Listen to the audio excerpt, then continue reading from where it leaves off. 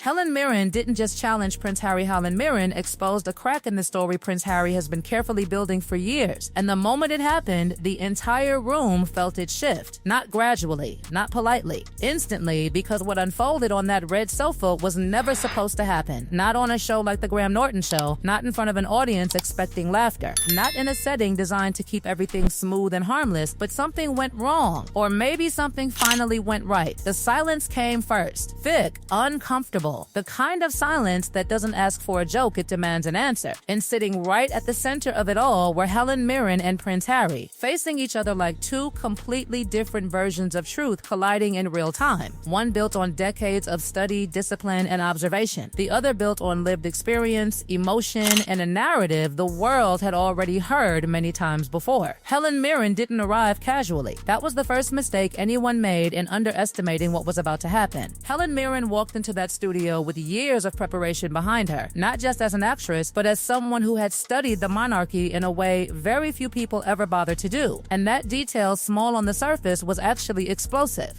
It's not that they underestimate you, but I think one thing that I find galling as I get older. Because while Prince Harry lived inside the institution, Helen Mirren had dissected it, carefully, thoroughly, without emotion clouding the structure. And that difference? It sat there between them like an invisible line no one else in the room could ignore. Prince Harry spoke first about his grandmother, about warmth, about humanity, but then Prince Harry added something else, something sharper. Prince Harry suggested the institution made people feel trapped. That service wasn't what it looked like from the outside. And right there, right in that moment, something shifted in Helen Mirren. Helen Mirren didn't react loudly. Helen Mirren didn't interrupt. Helen Mirren simply leaned into the calmest contradiction imaginable. Helen Mirren said she had studied the institution deeply, and what Helen Mirren found wasn't cruelty. It was complexity. Simple words, devastating weight.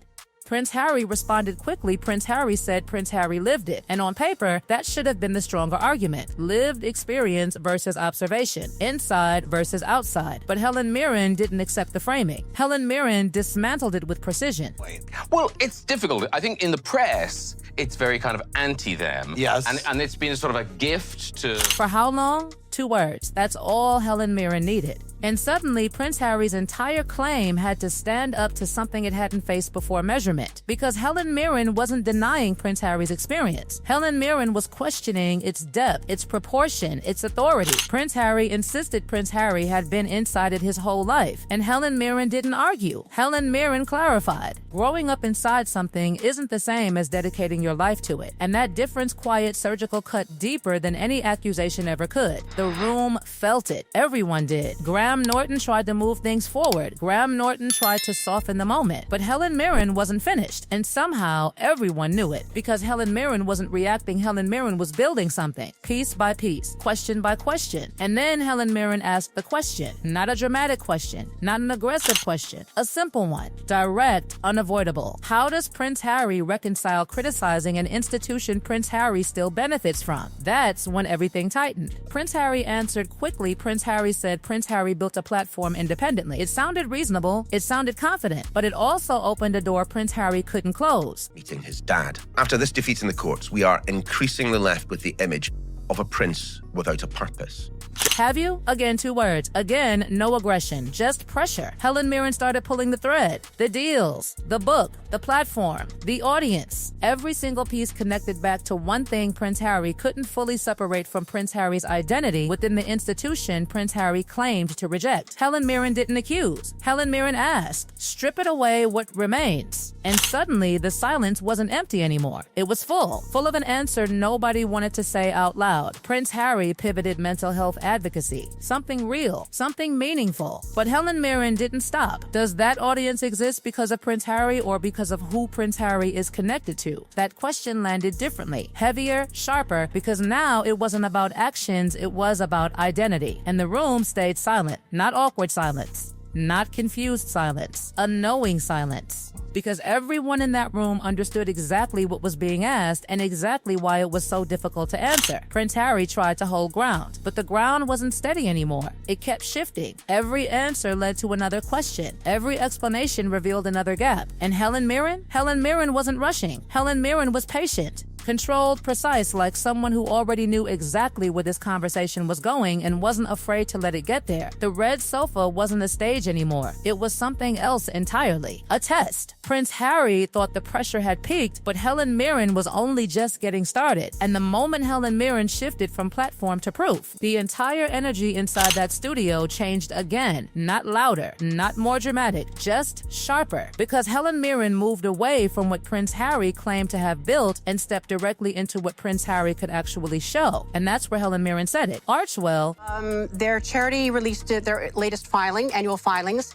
They gave away $2.1 million. Helen Mirren didn't dismiss Archewell. Helen Mirren acknowledged the language, the presentation, the intention. But Helen Mirren asked something far more dangerous than criticism. Helen Mirren asked for evidence. Real outcomes, measurable impact, verifiable change. What has Archewell actually produced? And suddenly, Prince Harry wasn't defending a story anymore. Prince Harry was defending results. That's a completely different battlefield because stories can be shaped. Results cannot. Prince Harry responded the only way Prince Harry could. Prince Harry said Archewell was still growing. A young foundation. Time needed. But Helen Mirren didn't let that settle. Helen Mirren compared, directly, quietly, brutally, the Queen's charities, Prince Charles's foundation, decades of documented impact, millions helped, real numbers, real outcomes. And then Helen Mirren placed Archewell next to that and didn't even need to say anything else. The contrast said everything. Prince Harry pushed back. Prince Harry said it wasn't fair. Different timelines, different infrastructure, different support systems, and again, on the surface, it sounded reasonable. But Helen Mirren didn't accept selective comparison. Helen Mirren said something that landed even harder than the question itself. You cannot claim the legacy when it benefits you and reject the comparison when it doesn't. That line didn't echo. It settled. Deep, Prince Harry shifted again, not toward explanation, toward defense. Prince Harry said Prince Harry wouldn't be lectured by someone who played Prince Harry's grandmother. And in that moment, Prince Harry changed the ground of the conversation entirely, because now it wasn't about facts, it was about credibility. And that was the worst possible move, because Helen Mirren didn't just play Queen Elizabeth. Helen Mirren studied Queen Elizabeth. Helen Mirren embodied Queen Elizabeth. Helen Mirren earned recognition through decades of work, not inheritance. And Helen Mirren said it clearly, calmly, without hesitation. Helen Mirren earned everything, and Prince Harry received everything. That wasn't shouted. That wasn't framed as an attack. That was stated like a fact that had been waiting too long to be said out loud. The audience reacted, but not with applause. Something quieter, something heavier. And then Helen Mirren turned the conversation one final time. Privacy. Because this wasn't just about what Prince Harry built. This was about what Prince Harry exposed. The interviews, the book, the details. The private conversations turned public. The family moments turned into content. Helen Mirren asked the simplest question of the night, and somehow the most devastating. If someone did that to Prince Harry, how would Prince Harry feel? Prince Harry called it unfair, but Helen Mirren didn't argue. Helen Mirren set a principle. Privacy is not selective. And suddenly every interview, every deal, every page of Spare stood under a different light. Not as confession, not as healing, but as transaction. Helen Mirren said it plainly. That's not honesty. That's commerce. The room didn't move because no one could. Prince Harry tried to return to intention, protection, family, safety, but Helen Mirren cut through that with something almost gentle and somehow even more final. Protection does not require publication. And right there, everything connected. The platform, the story, the exposure, the benefit, the contradiction. It all pointed to one question. Not what Prince Harry said, not what Prince Harry experienced, but what Prince Harry chose. And then came the question that changed everything. Do you believe you are wanted, not watched, not followed,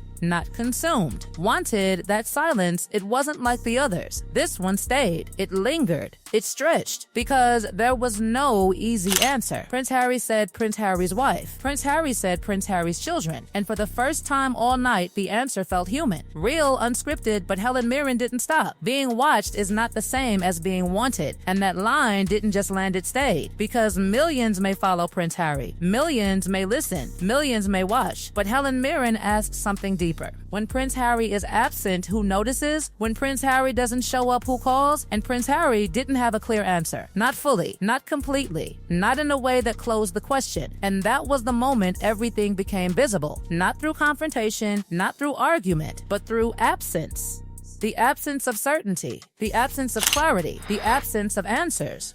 Prince Harry stood, composed, controlled, but something had shifted. Something couldn't be reset. Prince Harry said Prince Harry didn't come to be attacked. And Helen Mirren, without raising her voice, without changing tone, ended it. This wasn't an attack. This was examination. And Prince Harry didn't provide answers. The door closed behind Prince Harry. The red sofa remained. The silence stayed. And by morning, the world wasn't debating what happened. The world was repeating the questions. Because Helen Mirren didn't just challenge Prince Harry. Helen Mirren exposed the gap between the story and the truth still waiting to be answered.